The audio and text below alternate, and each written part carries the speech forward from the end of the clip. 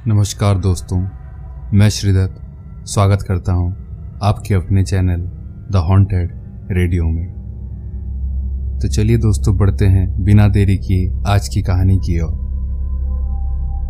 मेरा नाम राजीव है और मैं एक इंजीनियर हूं। आज जो बात मैं आपको बताऊंगा वो मेरे साथ ही घटित हुई है। वो दिसंबर का महीना था। हाल ही में मेरी शादी भी हुई थी। मेरी बीवी का नाम संध्या है। संध्या के अलावा इस दुनिया में मेरा और कोई नहीं था।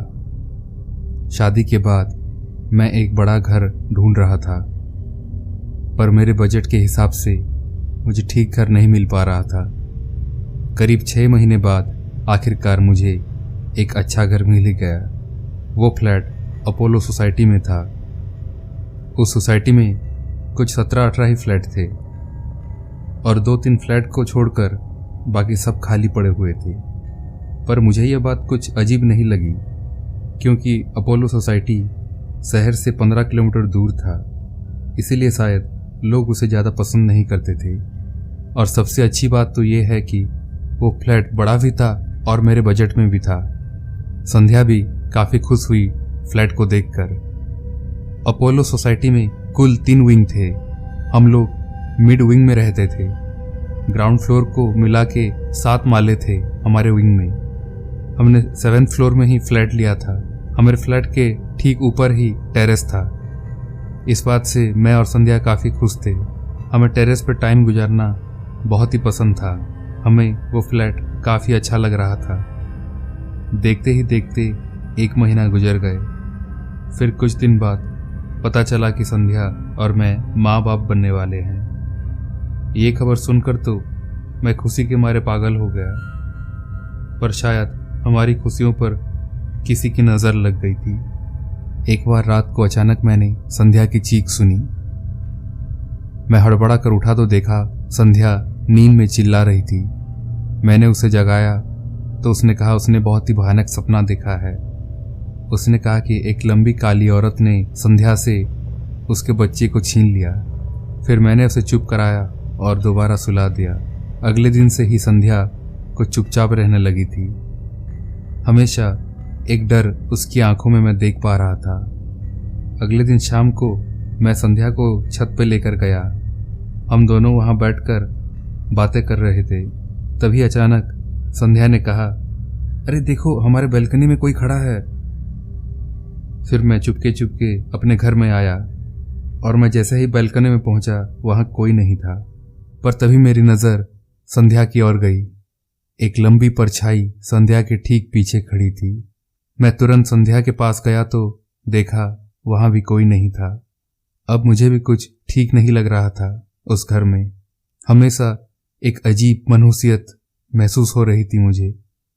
कुछ 2-3 दिन बाद एक रात हम दोनों सो रहे थे। तभी मेरी आंख खुली तो डर के मारे मेरी चीख ही निकल गई। मेरे ठीक सामने संध्या अपने बाल बिखेरते हुए खड़ी थी। मैंने डरते हुए उसे पूछा कि क्या हुआ संध्या, तुम ठीक तो हो ना? उसने कहा, मैं संध्या नहीं हूं। फिर मैंने पूछा, तो कौन हो तुम? वो जो भी थी वो हंसने लगी और देखते ही देखते संध्या वहां से भाग गई। मैं भी उसके पीछे पीछे भागने लगा। संध्या भागते हुए लिविंग रूम में आ गई, पर वहां लाइट ऑफ था तो वो मुझे नहीं दिखी। तभी मैंने लाइट ऑन किया तो एक बहुत ही भयानक नज़ारा मेरी आंखों के सामने था। संध्या छिपकली की तरह लिविंग रूम के छत पे इधर से उधर जा रही थी। अब मुझे पता चल चुका था कि वो संध्या नहीं है। मैं डर के मारे वहीं जम गया। मेरा दिमाग एकदम सुन्न हो गया था। फिर मैंने मन ही मन गायत्री मंत्र का जाप किया।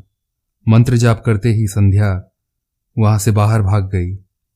मैं भी बाहर गया तो देखा वो टेरेस की ओर भाग रही थी। मैं भी उसके पीछे पीछे टेरेस की ओर चल दिया। संध्या छत के ठीक किनारे खड़ी होकर एक अजीब तरह से हंस रही थी।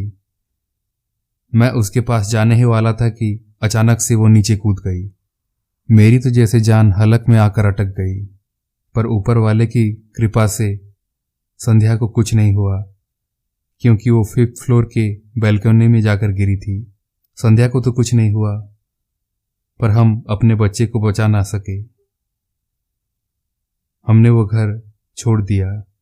बाद में मुझे पता चला कि अपोलो सोसाइटी शापित है और वो एक पुराने कब्रिस्तान के ऊपर बना हुआ है, इसीलिए वहाँ कोई नहीं रह पाता और हमसे पहले भी कई लोग ये सब भुगत चुके हैं। तो ये थी दोस्तों आज की एक छोटी सी कहानी। कहानी पसंद आए तो प्लीज़ लाइक, कमेंट और सब्सक्राइब करें।